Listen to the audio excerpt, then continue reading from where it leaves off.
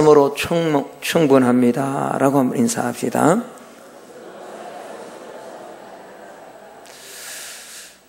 오늘 본문을 중심으로 두렵고 떨림으로 구원을 이루라라는 하나님의 말씀을 나누기를 원합니다. 오늘 우리가 살피는 이 빌립보서는 사도 바울이 3차 전도여행을 마치고 이제 예루살렘으로 올라가서 체포가 됩니다. 그리고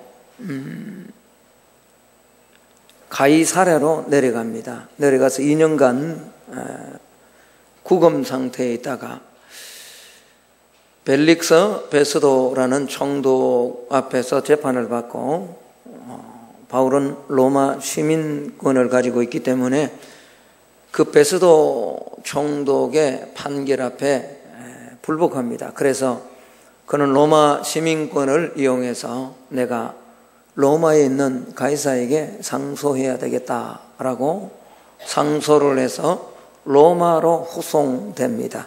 우리가 잘 아는 것처럼 사도행전에 보면 이렇게 후송되는 가운데 유라굴라라는 큰 강풍을 만나고 약 14일간 죽음의 고비를 넘기고 드디어 로마에 상륙을 합니다. 자, 그리고 로마에서도 가택연금을 당하고 2년 동안 바울 사도는 그곳에서 머뭅니다. 이 로마에서 2년 동안 머무는 동안에 바울 사도는 4권의 편지를 썼습니다. 흔히 우리는 이 서신을 가리켜서 옥중 서신이다. 에베소서, 빌립보서, 오늘 우리가 살피는 빌립보서, 골로새서와 더불어 골로새에서 사역하던 빌레몬에게 보내는 빌레몬서, 이렇게 4권을 옥중서신이라고 그렇게 말합니다. 바울은 그의 생애 다메섹 도상에서 예수 그리스도를 만나고 1차, 2차, 3차, 4차 로마로 후송되는 이 전도 여행을 통해서 10권의 편지를 씁니다.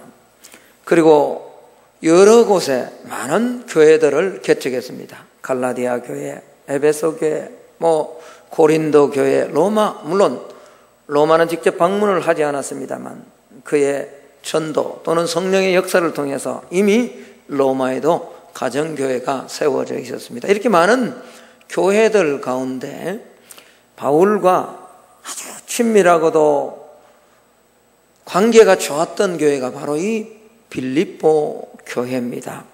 여러분, 우리가 잘 아는 것처럼 바울을 힘들게 했던 그런 교회도 있습니다.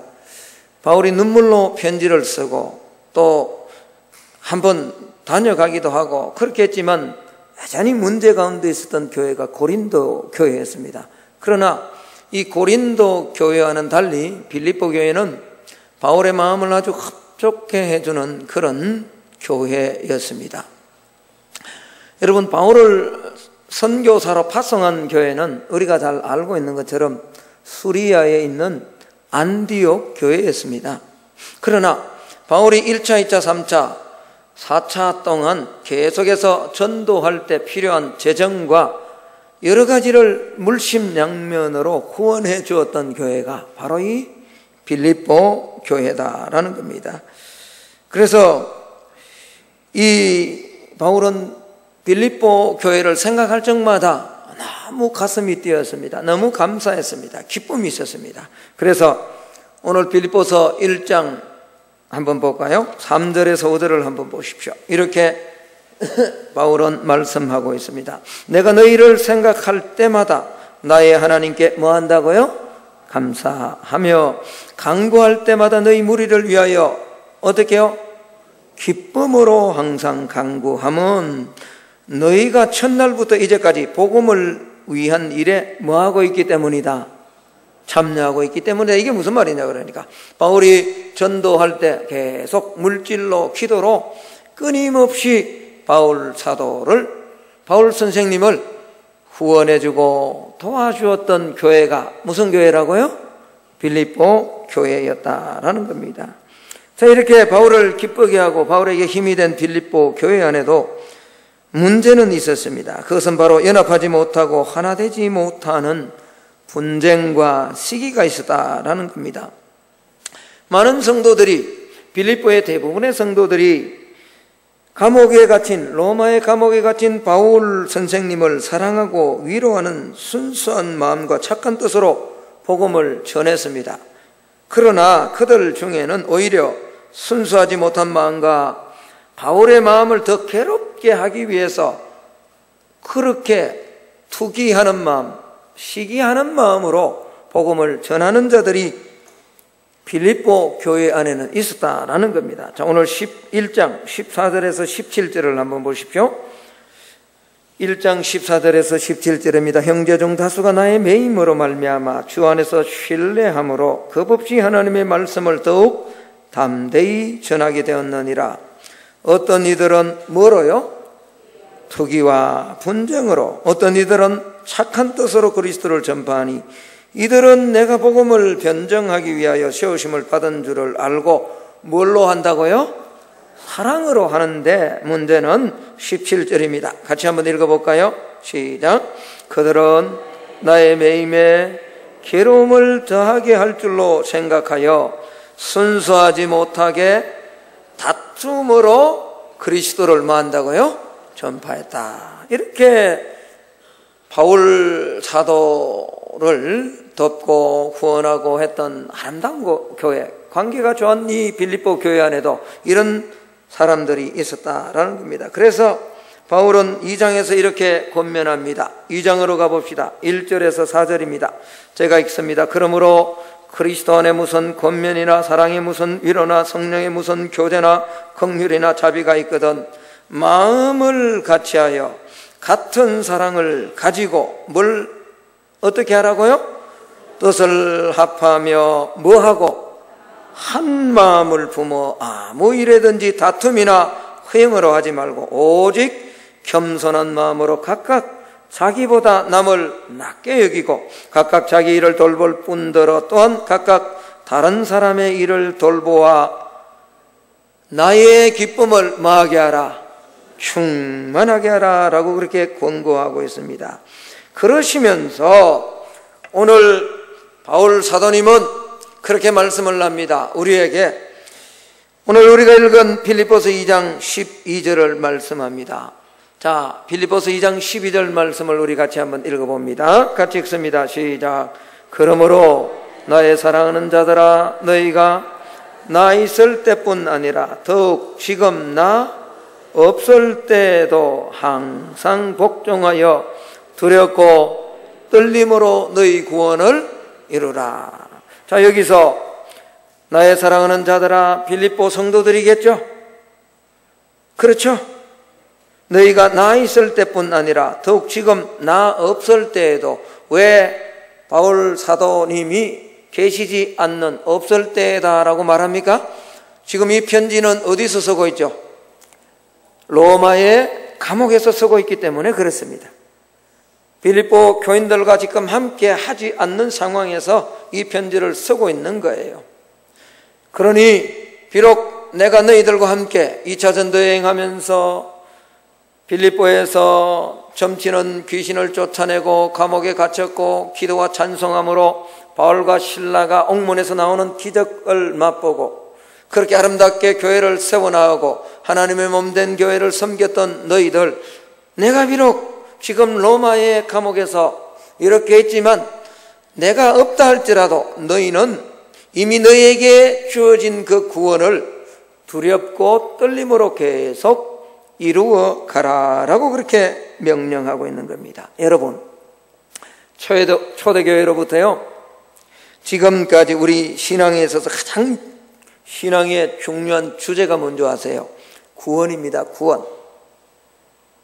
구원은 성도되는 첫 시발점이고 신앙이 시작되는 첫 단추이기 때문에 그렇습니다. 성도에게 구원만큼 중요한 것은 없습니다. 그래서 이렇게 중요한 것이기 때문에 기독교 역사 속에서 이 구원에 대한 혼란을 초래하고 또 구원을 변질시키려는 이런 사단의 시도가 계속되어져 왔습니다. 그래서 교회는 처음부터 구원에 대하여서 아주 단호했습니다. 구원에 대하여 분명하게 선포를 했습니다.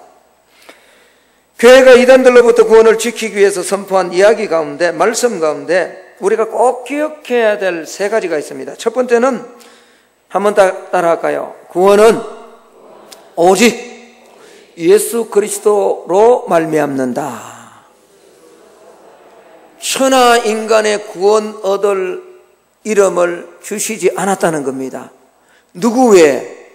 예수 그리스도 외에는요. 두 번째, 한번 따라합시다. 구원은 값없이 은혜로 받는다.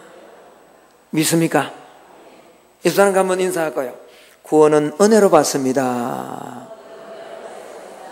그렇습니다.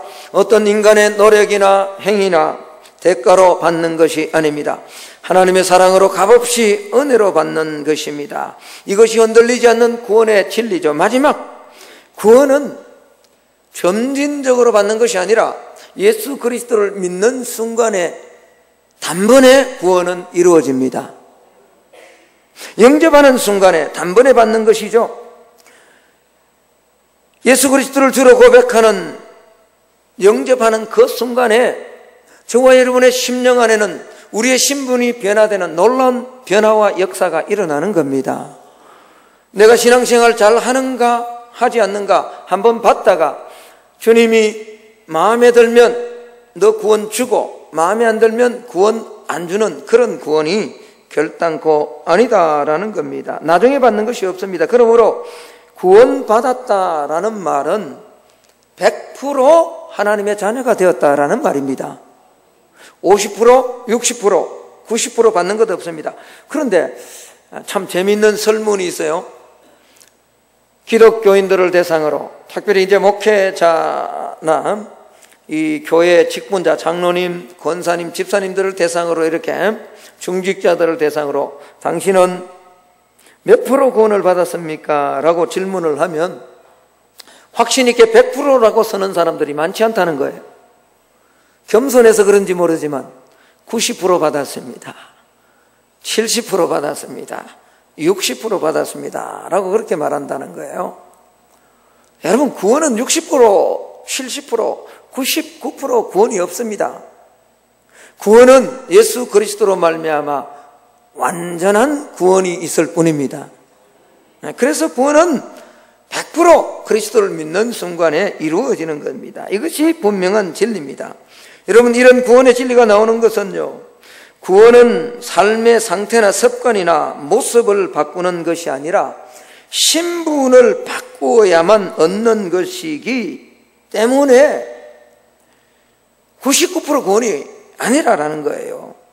신분이 바뀌는 것이기 때문에 이것은 노력이나 어떤 행위로 얻는 것 또한 절대로 아니다라는 겁니다. 여러분, 우리의 영적 신분을 바꿀 수 있는 분은 우리를 지으신 하나님 한 분밖에 계시지 않습니다. 하나님 바꾸어 주셔야만 우리는 마귀의 자녀에서 하나님의 자녀로 옮겨지는 겁니다.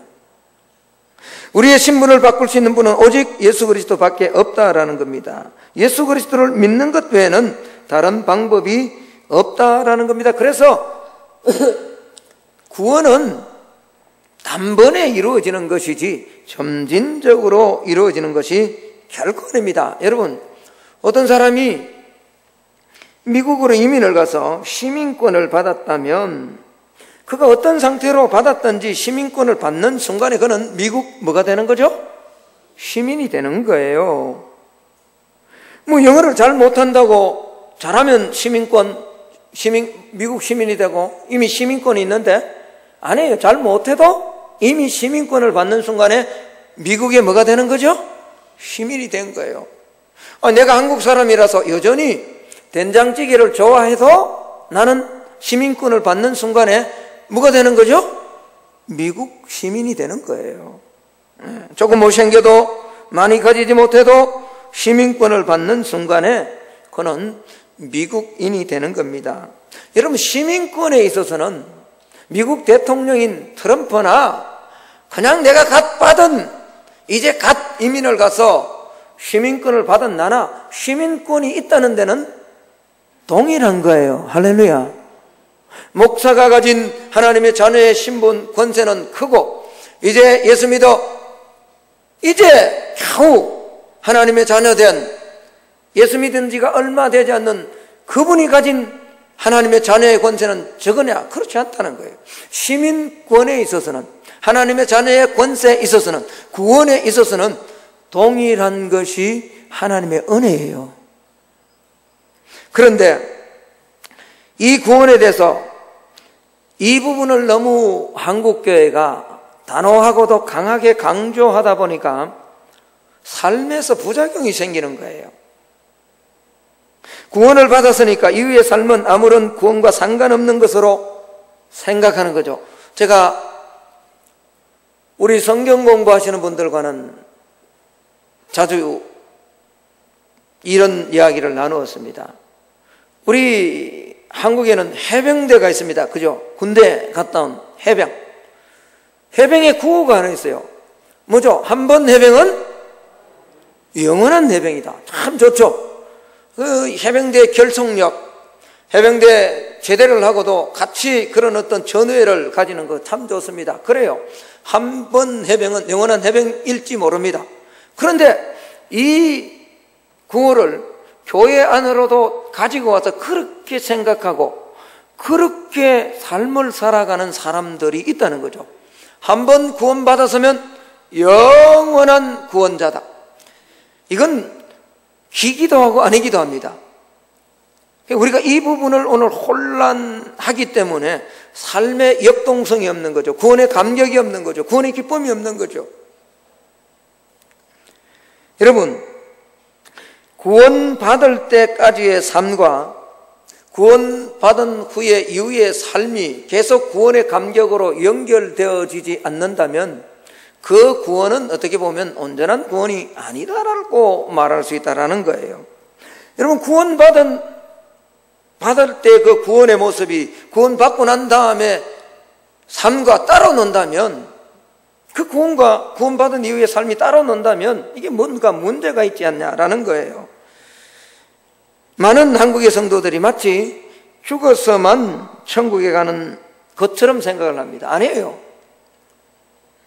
우리는 죽어서 공간적인 하나님이 예비하신 천국에도 가지만 구원받는 순간에 이 땅에서도 천국의 삶을 누려야 됩니다.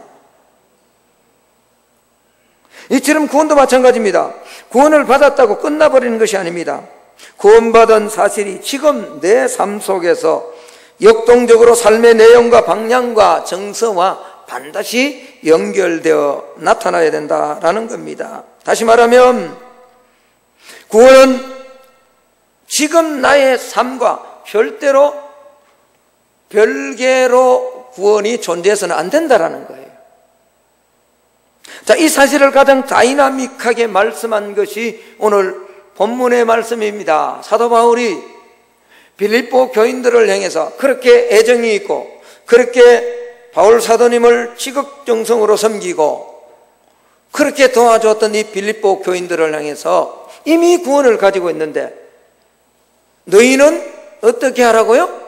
두렵고 떨림으로 너희 구원을 뭐 하라고요? 이루라라고 말하고 있습니다. 이루라라고. 여러분, 이 표현은요, 구원론에 있어서 아주 심각한 문제를 일으킬 수 있는 그런 표현입니다. 여러분, 지금까지 설교를 들었습니다. 구원의 주체는 인간이 아니라 구원은 누가 주시는 거라고요? 하나님이 주시는 거죠. 구원은 단번에 이루어지는 거죠? 조금 전에 들었잖아요. 지금까지 제가 설교를 했는데요. 그런데 지금 바울 사도는 구원을 뭐 하라고요? 이루라고 해요. 이루어 가라고 해요. 이루어 가는 것은 단번입니까? 점진적인 겁니까? 이게 큰일 났습니다. 여러분, 분명히 구원은 인간의 노력이나 인간의 공로나 선행으로 이루어지는 것이 아니라 구원은 하나님의 뭐라고요? 선물이라 그랬어요. 그런데 오늘 그렇게 말씀하신 바울 사도가 이 구원론을 뒤집는 것 같은 두렵고 떨림으로 너희 구원을 뭐 해가라고요? 이루어가라 라고 그렇게 말씀하고 있습니다. 여러분, 이 표현은 자칫 잘못 피상적으로 이해하면 구원의 교리를 성경이 말씀하고 있는, 하나님이 말씀하고 있는 이 구원의 은혜, 구원의 교리를 송두리째 뒤흔드는 그런 표현이 될 수가 있습니다. 그러나 바울 사도가 이 표현을 사용하면서 하고 싶은 말씀이 있다라는 겁니다. 바울 사도는 누구보다도 구원은 하나님의 은혜로 얻는 것임을 알고 또 선포하고 강조했습니다. 갈라디아서에도 행위가 아니라 믿음으로, 로마서에도 오직 의인은 뭐로 산다고요?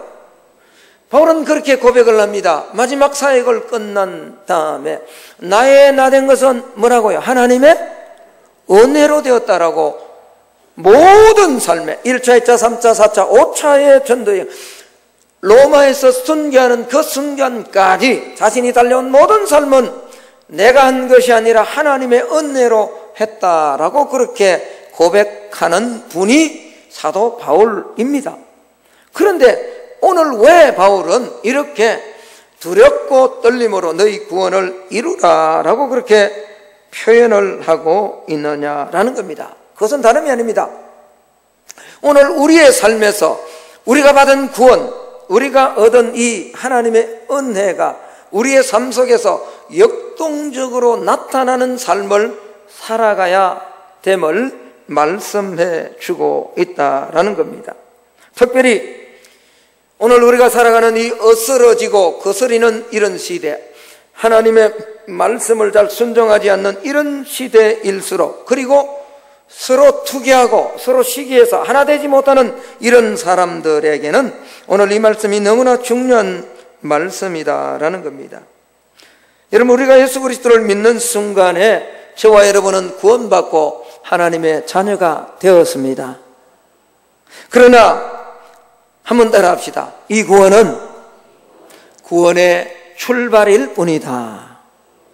뭐라고요? 출발입니다. 구원의 완성이 아니라 구원의 출발이라는 거예요. 여러분, 우리가 예수 그리스도를 구주로 고백하는 순간에 확실한 구원은 이루어졌습니다. 신학적으로 말하면 믿음으로 말미암아 뭐함을 받는다고요?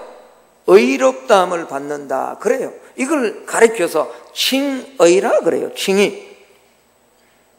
그런데 여러분, 우리가 예수 그리스도를 믿고 그리스도를 구주로 고백하는 순간에 하나님의 자녀가 되었다, 제가 용서함을 받고 하나님의 자녀가 되었다라고 하는 이 칭의는 오늘 설교의 핵심과도 같은 부분입니다. 조심해야 안 됩니다. 이 칭의는 법정적인 칭의입니다.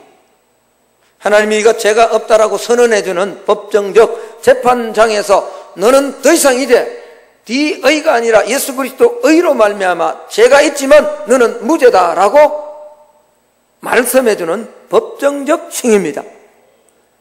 여러분, 이 칭의는, 이 구원은 구원의 완성이 아니라 구원의 뭐라고요? 시작이에요. 출발점이에요. 자, 이 법정적 칭의가 있다면 우리는 주님 나라에 갈 때까지 계속 어떤 칭의의 삶을 살아가야 되느냐? 주님과 함께 교제하며 주님이 주시는 힘과 능력으로 관계적 칭의의 삶을 끊임없이 살아가야 된다는 거예요. 할렐루야. 그래서 사도 바울은 오늘 빌립보 교인들을 향해서 두렵고 떨림으로 너희 구원을 뭐 하라고요? 이루어 가라 라고 그렇게 말씀을 하고 있는 겁니다. 여러분, 여기서 구원을 이루라라는 말은 무슨 말이냐? 아직 구원에 무슨 부족함이 있어서, 구원이 뭐가 모자라서 인간의 어떤 힘과 인간의 노력으로 그 구원을 완성하라라는 그런 말이 아닙니다. 이 카테르 가조마이라는 이 말은 이미 완성해 놓았다는 거예요. 누가? 우리 주님이 다 완성해 놓았어요. 할렐루야. 하나님의 사랑으로 저와 여러분의 구원을 이미 완성해 주셨어요.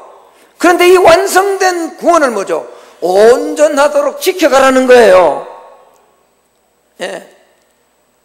그래서 이 카테르 가주마이라는 말은 영어로 이야기하면 이런 거예요. 워크아웃이에요. 한국말로 굳이 이해가 되도록 번역하자면 없는 것이 아니라 이미 있는 것을 제대로 실행하라라는 그런 말이에요. 저와 여러분의 안에 있는 구원은 하나님이 다 이루어 주셨습니다. 그러나 그 구원이 온전해지도록 하나님이 이루어 놓은 구원을 우리의 삶 속에서 실천하며 삶을 살아가라라는 그런 말이죠. 여러분, 이 말을 한국어로 가장 잘 표현한 것이 있다면 답게라는 말로 표현할 수 있을 거예요. 답게. 목사는 뭐답게? 여러분이 목사답게 하면 안 되죠. 여러분은 님자를 좀 붙여주셔야지. 그렇잖아요. 목사는 뭐답게? 장로님은? 그렇죠. 성도님은? 성도님답게라는 그런 말이죠. 이 말을 굳이 표현을 하자면 여러분, 참 무거운 말입니다. 그러나 또 한편 가슴 설레이는 말입니다. 목사가 목사답게 산다는 것, 장로님이 장로님답게 산다는 것이 얼마나 무겁기도 하지만 가슴 설레입니까? 그런 삶을 통해서 누군가는 빛을 모르고 어둠 속에서 살던 사람이 빛으로 돌아오게 되는 거죠. 자, 오늘 한번 볼까요? 그렇게 말씀을 합니다. 15절을 한번 볼까요? 이렇게 말합니다. 이는 너희가 흠이 없고 순전하여 어그러지고 거스르는 세대 가운데서 하나님의 흠 없는 자녀로 세상에서 그들 가운데 뭐로 나타나며, 그렇죠. 어떻게 이런 삶을 살 수 있느냐? 그건 다름이 아니라 답게 살아가는 것이죠. 구원받은 것은 새로운 신분을 가진 겁니다. 여러분, 구원받았다라는 것은 새로운 취미를 가진다는 그 정도가 아닙니다. 새로운 스타일. 예전에는 그냥 교회를 안 나가고 다른 데 나갔는데 이제 교회 나온다, 이 정도가 아닙니다. 구원받았다라는 것은 우리의 신분이 완전히 변화되는 겁니다. 그래서 새로운 신분을 가진 자는 새로운 신분을 가진 자로서의 답게의 적용이 있어야 된다라는 겁니다. 그렇다면 어떻게 사는 것이 두렵고 떨림으로 우리의 구원을 이루어가는 것인가?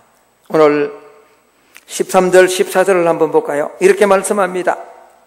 같이 한번 읽어봅시다. 13절, 14절. 너희 안에서 행하시는 이는 하나님이시니 자기의 기쁘신 뜻을 위하여 너희에게 소원을 두고 행하게 하시나니 모든 일을 원망과 시비가 없이 하라.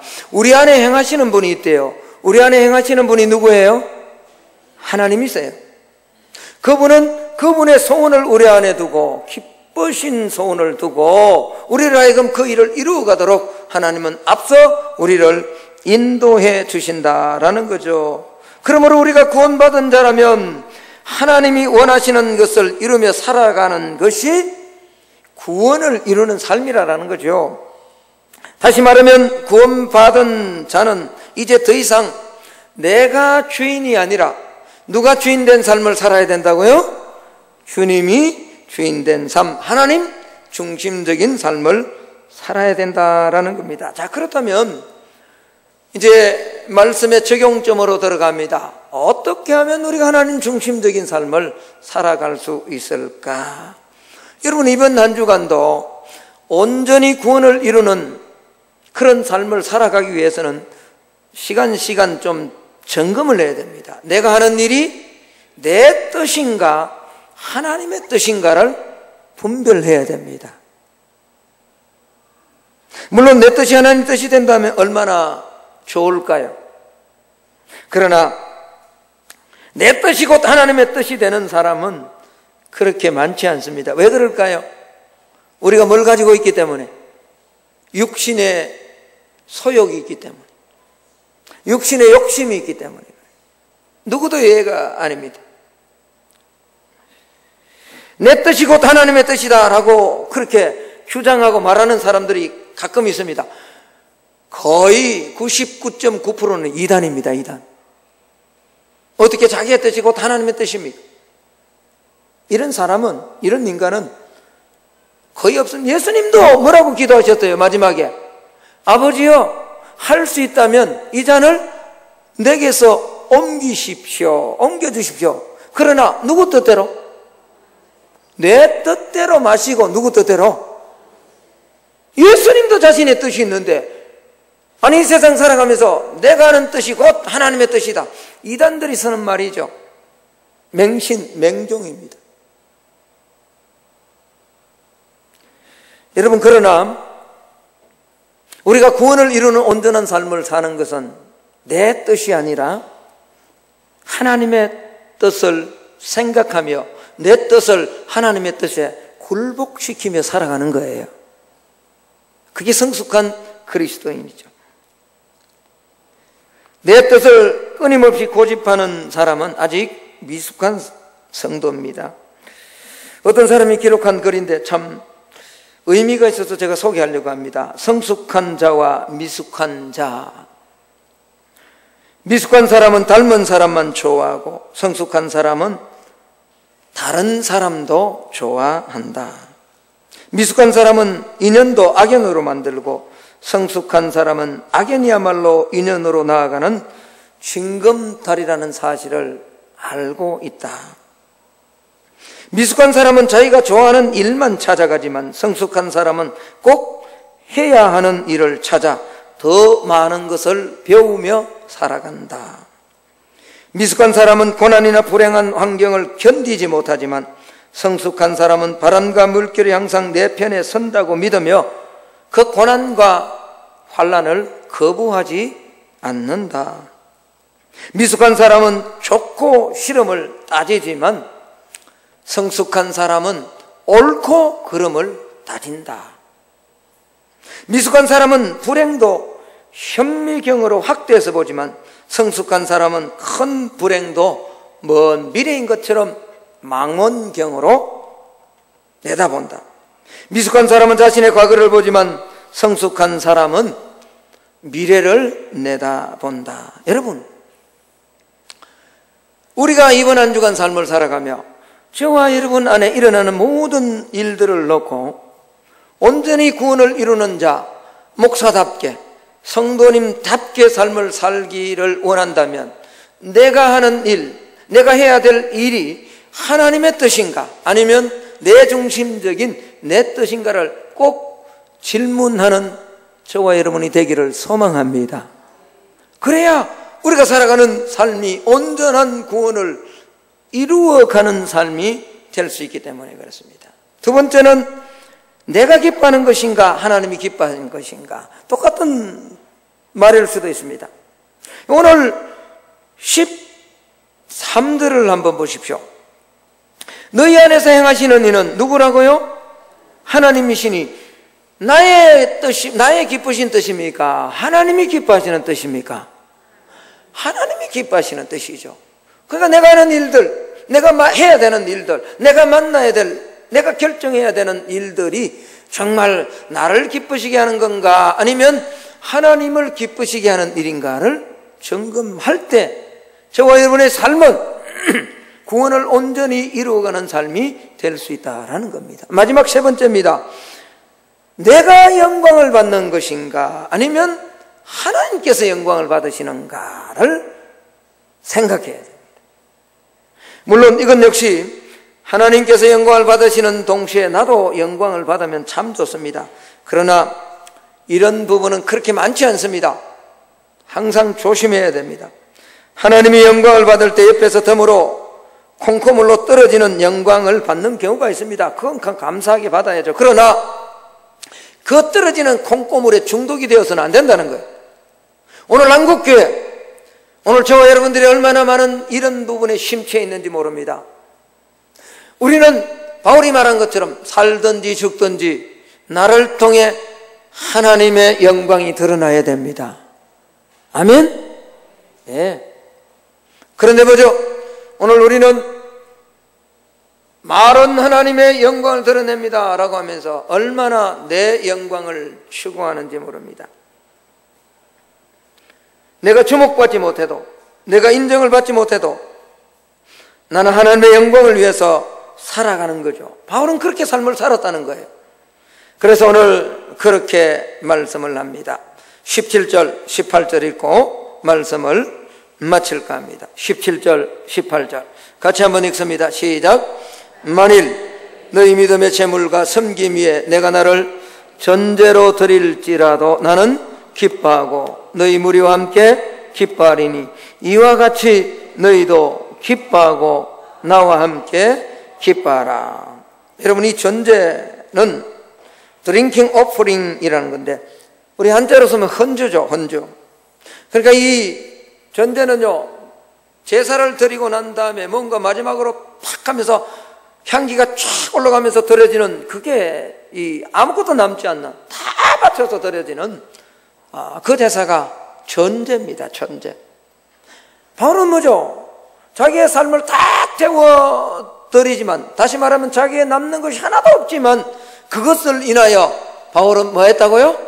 기뻐하고 기뻐한다. 너희들도 이와 같이 기뻐하라는 거죠. 빌립보 교인들만이 아니죠. 오늘 말씀을 듣는 저와 여러분의 삶, 한 주간의 삶에도 이런 은혜가 꼭 있어지기를 예수님 이름으로 축복합니다. 우리는, 말씀의 결론을 맺습니다. 우리는 다 약합니다. 무덥고 이런 짜증나는 삶 속에서 이렇게 말씀을 듣고 그래, 그렇게 살아야지 라고 하지만 당장 나가서 식당에 에어컨만 제대로 작동하지 않아도 우리 입에서는 뭐죠? 내 하나님의 영광 다 사라져 버려요. 그죠? 이게 뭐예요?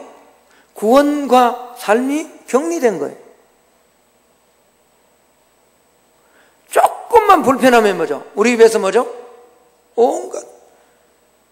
여러분, 왜 바울이, 구원은 누가 주시는 거라고요? 하나님이 주시는 건데 왜 두렵고 떨림으로 너희 구원을 온전히 뭐 하라고요? 이루어가라라고 말할까요? 받은 은혜, 이미 이루어지신 그 사랑, 그 은혜를 우리의 삶 속에 구체적으로 적용시키지 않는다면 그 구원은, 그것이 받은 구원일지도 모르지만 삶 속에 역동적으로 나타나는 힘과 능력은 되지 못하는 구원에 불과하다는 거죠. 그래서 바울은 그렇게 말씀하고 있는 거예요. 오늘 이 말씀을 꼭 기억하면서 저와 여러분의 삶 속에서 우리가 연약합니다. 부족합니다. 자주 넘어지고 자주 실수하고 자주 죄를 범하는 자리에 들어갑니다. 그러나 그럼에도 불구하고 이미 그리스도의 피로 우리에게 이루어 주신 이 구원을 이번 한 주간도 카테르 가조마이, 온전히 나의 힘과 나의 헌신을 드리며 이루어가는 이번 한 주간의 삶이 될 수 있기를 예수님 이름으로 축복합니다. 기도하겠습니다. 하나님 고맙습니다.